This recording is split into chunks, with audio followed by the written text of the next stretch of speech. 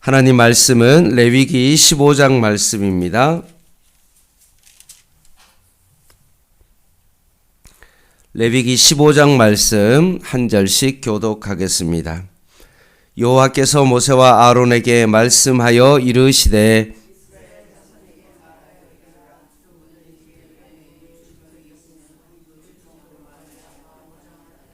그의 유출병으로 말미암아 부정함이 이러하니 곧 그의 몸에서 흘러나오든지 그의 몸에서 흘러나오는 것이 막혔든지 부정한즉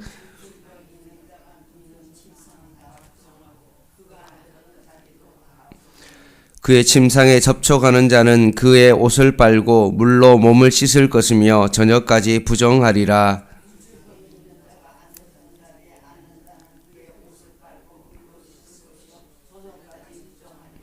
유출병이 있는 자의 몸에 접촉하는 자는 그의 옷을 빨고 물로 몸을 씻을 것이며 저녁까지 부정하리라.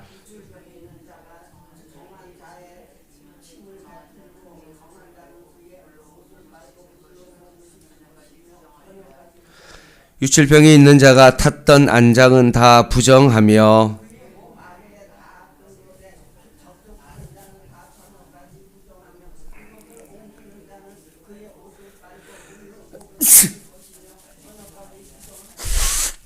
유출병이 있는 자가 물로 그의 손을 씻지 아니하고 아무든지 만지면 그 자는 그의 옷을 빨고 물로 몸을 씻을 것이며 저녁까지 부정하리라.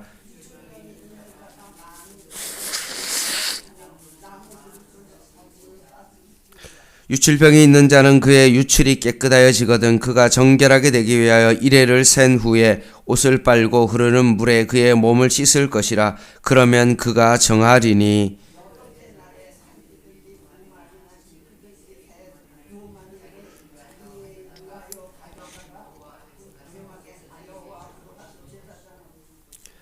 제사장은 그 한 마리는 속죄제로 다른 한 마리는 번제로 드려 그의 유출병으로 말미암아 여호와 앞에서 속죄할지니라.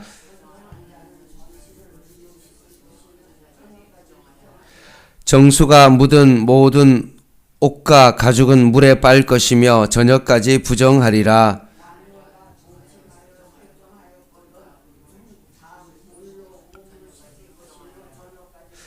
어떤 여인이 유출을 하되 그의 몸에 그의 유출이 피이면 이레 동안 불결하니 그를 만지는 자마다 저녁까지 부정할 것이요.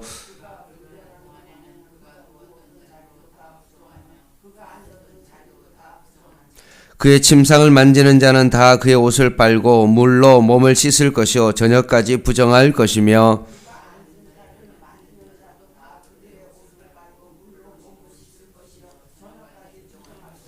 그의 침상 위에나 그가 앉은 자리 위에 있는 것을 만지는 모든 자도 저녁까지 부정할 것이며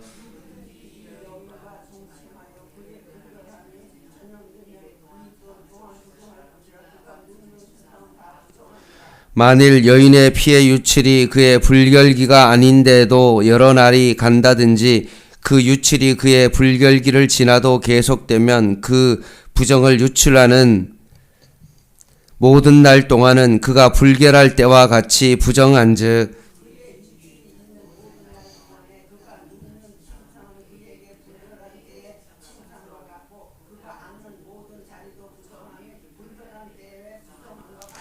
그것들을 만지는 자는 다 부정한즉 그의 옷을 빨고 물로 몸을 씻을 것이며 저녁까지 부정할 것이요. 그는 여덟째 날에 산비둘기 2마리나 집비둘기 새끼 2마리를 자기를 위하여 가져다가 회막문 앞 제사장에게로 가져갈 것이요.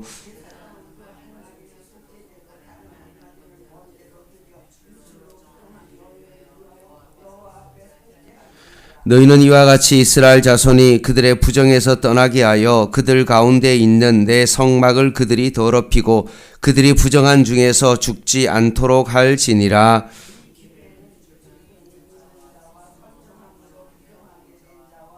같이 읽겠습니다. 불결기에 아는 여인과 유출병에 있는 남녀와 그리고 불결한 여인과 동침한 자에 대한 것이니라. 아멘. 오늘 본문은 남녀 생식기에서 흘러나오는 유출과 관련된 부정을 다루고 있습니다. 2절 말씀에 보면 이스라엘 자손에게 말하여 이르라 누구든지 그의 몸에 유출병이 있으면 이라고 되어 있는데, 이 몸은 뭘 의미하냐면 생식기를 완곡하게 표현한 것입니다. 그래서 세번역 성경에는 이 구절을, 이 2절 말씀을 이렇게 적고 있습니다. 읽어드릴게요. 너희는 이스라엘 자손에게 말하여라. 그들에게 이렇게 일러라. 어떤 남자가 성기에서 고름을 흘리면 그는 이 고름 때문에 부정하다라고 되어 있습니다. 생식기간의 유출병과 부정의 관계를 말하고 있는데, 생식기간에서 흘러나오는 이 고름을 더 정확한 표현으로 말하면 끈적한 액체입니다. 결국 고름을 포함한 끈적한 액체라고 볼 수 있습니다. 그래서 2절에서 8절까지 말씀은 남성의 유출병에 대해서 적고 있고, 19절부터 30절까지는 여성의 유출병에 대해서 언급하고 있습니다. 먼저 남성의 유출병에 두 가지가 있는데요. 첫 번째는 비뇨기 질환에 의한 유출이 있고요. 두 번째는 정액 유출이 있습니다. 15절까지는 비뇨기 질환에 의한 유출을 말하고 있습니다. 3절입니다. 제가 세번역 성경으로 좀 읽어드릴게요. 다음은 고름을 흘리는 남자와 관련하여 부정하게 되는 경우들을 밝힌 규례이다. 그 남자의 몸에서 고름이 줄곧 흘러나오든지 그 남자의 몸에 고름이 고여 있든지 하면 그는 그것 때문에 부정하다라고 되어 있습니다. 생식기에서 이런 액체가 나오는 한 그 남자는 부정하고, 앉았던 자리도 누운 자리도 잠자리에 닿은 사람도 그 남자가 앉았던 그 자리에 앉는 사람도 그 남자의 몸에 닿은 사람도 그 남자가 뱉은 침이 묻은 사람까지 모두 다 그날 저녁까지 부정하게 됩니다. 전염으로 인해서 부정하게 된 사람은 어떻게 해야 되냐 하면 일단 옷을 빨고 물로 몸을 씻어야 했습니다. 그러나 유출병이 있는 그 사람 경우에는 유출이 멈추면 7일 동안 기다렸다가 옷을 빨고 흐르는 물에 몸을 씻어야 했습니다. 그래서 8일째 되는 날에는 제사장에게 가서 비둘기 2마리를 주고 속죄제와 번제를 드리도록 했습니다. 이게 비뇨기가 질환에 의한 남성 생식기의 유출이고요. 이제 16절에서 18절은 비정상적인 어떤 비뇨기 질환이 아닌 그냥 정액 유출입니다. 자연스러운 남성의 몽설 그리고 정상적인 성관계에 의한 유출을 의미합니다. 그럼 어떻게 이걸 유출로 보냐? 이게 어떻게 부정하냐라고 보는 이유는 뭐냐 하면, 정액의 가장 기본적인 목적은 생명을 탄생시키는 것입니다. 근데 그렇지 못한 경우에는 모두 다 결국 낭비되는 것으로 보기 때문에 그것을 부정하다라고 말합니다. 그래서 부정하는 기간은 그날 저녁까지이며 정액이 묻은 옷을 빨고 물로 몸을 씻어야 된다라고 말씀합니다. 이제 16절에서 18절까지는 정액 유출이고, 이제부터는 또 여성의 유출에 관한 것인데, 또 여성의 유출도 두 가지로 나눕니다. 정상적인 유출과 비정상적인 유출입니다. 이제 정상적인 유출은 이제 19절부터 24절까지 이 말씀인데요. 정상적인 유출은 우리가 알고 있는 여성의 생식 월경을 의미합니다. 19절 세 번역으로 좀 읽어드릴게요. 19절 한번 보시기 바랍니다. 여자가 몸에서 피를 흘릴 때 그것이 그 여자의 몸에서 흐르는 월경이면 그 여자는 이래 동안 불결하다. 그 여자에게 닿은 남자는 모두 저녁 때까지 부정하다. 여성의 정상적인 유출이죠. 그러면 7일 동안 부정하게 되어지고요. 이 기간 동안에 닿은 모든 남자, 그 여성이 누운 자리, 그리고 앉은 자리에 닿은 남자는 저녁 때까지 부정하게 됩니다. 똑같이 어떻게 해야 됩니까? 옷을 빨고 물로 몸을 씻어야 됩니다. 그리고 유출이 있는 여성이 어떤 남자와 동침을 하면 그 여성의 부정이 전념되어 그 남성도 동일하게 여성처럼 7일 동안 부정하게 됩니다. 이제 여성이 부정하게 되는 두 번째 유출은 뭐냐 하면 비정상적인 유출입니다. 25절부터 30절에 언급되어지는데요. 생리기간 이외인데도 불구하고 피의 유출이 장기간 지속되는 것인데 성경에 나오는 이것은 바로 혈류증에 해당된다고 보면 됩니다.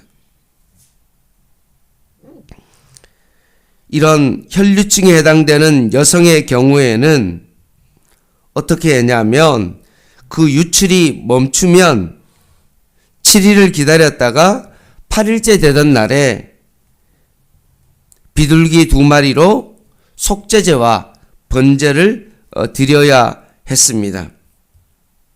그래서 이제 30절까지 남성과 여성의 유출의 문제를 다루고 난 다음에 그런 규례에 대한 이유가 뭐냐 31절을 한번 보겠습니다. 같이 한번 31절 같이 한번 읽어볼게요. 시작. 너희는 이와 같이 이스라엘 자손이 그들의 부정에서 떠나게 하여 그들 가운데에 있는 내 성막을 그들이 더럽히고 그들이 부정한 중에서 죽지 않도록 할지니라. 아멘. 남녀의 생식기의 유출에 대하여 언급한 이유는 결국 이 규례를 통해서 그들이 부정에서 떠나는 것 때문에 그렇습니다. 여기서 떠난다라는 요것은 구별되다라고 말씀합니다. 하나님께서 이 규례를 주신 것은 어떻게 보면 야 너무 귀찮다. 뭘 이렇게까지 해야 되냐?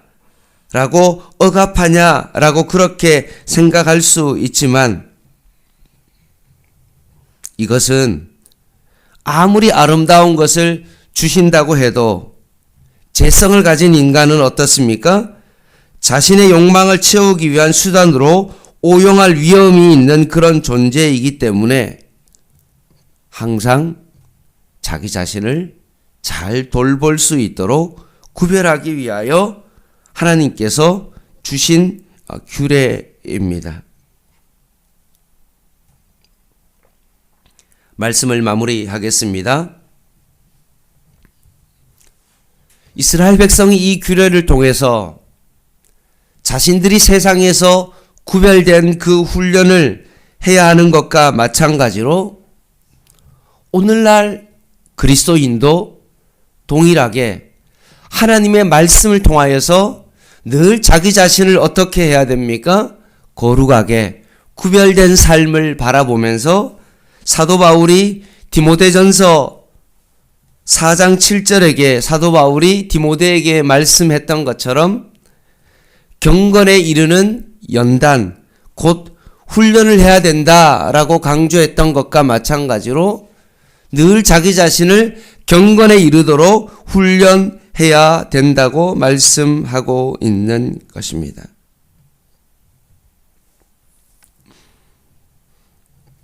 따라서 오늘 하루를 살아가고 있는 우리의 모든 삶의 영역에서 하나님의 말씀의 기준을 통하여서 나는 얼마나 하나님 앞에서 거룩한 삶을 살아가고 있는지를 늘 살펴야 되는 것입니다.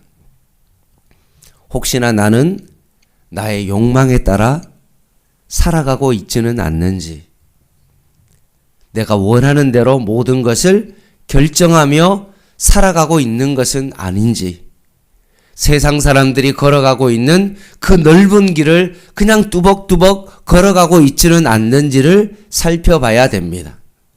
조금 힘들더라도 하나님의 말씀이 좁은 길을 가라고 했든지, 내 삶이 좀 불편하든지, 내가 좀 손해를 본다 할지라도 예수 믿는 자로서 경건에 이르는 이 훈련을 통해서 날마다 하나님 앞에서 죄에서 떠난 그런 삶을 살아가야 된다고 말씀하고 있는 것입니다.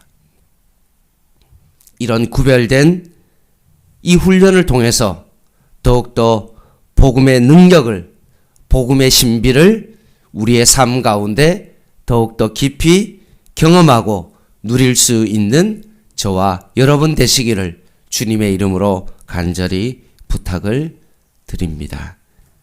기도하겠습니다.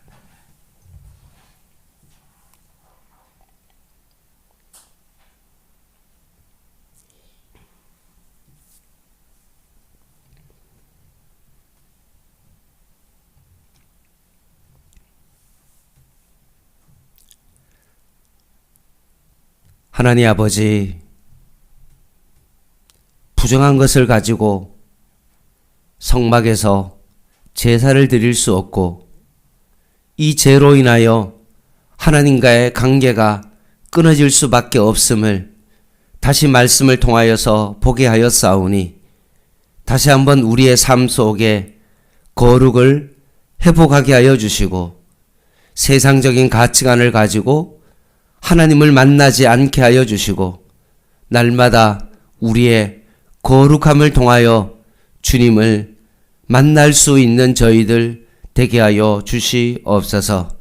나의 욕망을 따라 오늘도 살아가지 않게 하여 주시고, 우리의 삶이 오늘도 하나님의 영광을 위하여 만나는 모든 사람들도 그들 가운데도 구별된 하나님의 백성으로 그들을 만날 수 있는 자가 되게 하여 주시고, 오늘도 우리의 삶 가운데 거룩함을 통하여서 주님의 복음을 주변 사람들에게 전할 수 있는 저희들의 삶이 되게 하여 주시옵소서. 예수님의 이름으로 간절히 기도드립니다. 아멘. 개인 기도 하시겠습니다.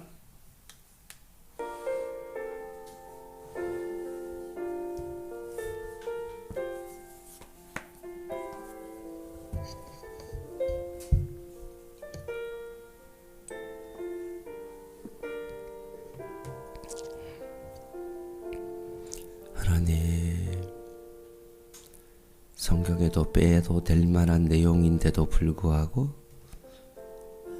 이렇게 상세하게 우리에게 가르쳐 주신 이유가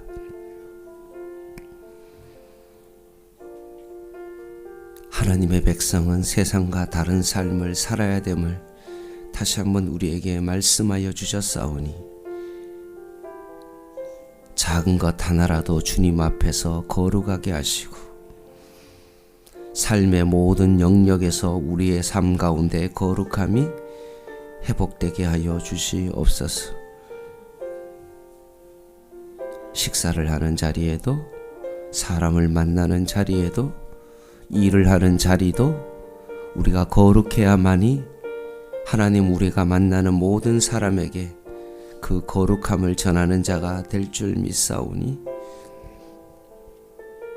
오늘도 세상 사람들과 다른 삶의 방식으로 우리의 삶의 영역이 복음 안에 있게 하여 주시옵소서. 하나님, 하나님, 하나님,